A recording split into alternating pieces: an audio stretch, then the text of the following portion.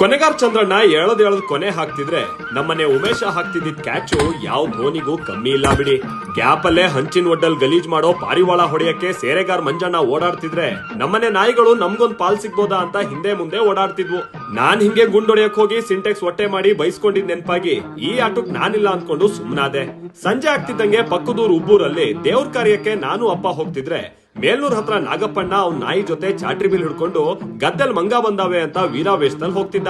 ಪೂಜೆ ಮುಗಿಸಿ ನಾನ್ ಗ್ಯಾಪ್ ಅಲ್ಲೇ ರಾತ್ರಿ ಮಂಡ್ಗದ್ದೆ ಊಟಕ್ಕೆ ಹೋಗಿ ಕುತ್ತಿಗೆ ತನಕ ಮೀನ್ ತಿಂದು ಬೆಳಿಗ್ಗೆ ಎದ್ದು ರೌಂಡ್ ಹಾಕೋವಾಗ ಕೆರೆಲ್ ಬಿಸಿಲು ಕಾಯಿಸ್ತಾ ಇದ್ದಿದ್ ಆಮೆ ನೋಡ್ತಿದ್ರೆ ನಂಗೆ ಏಡಿದೆ ನೆನ್ಪು.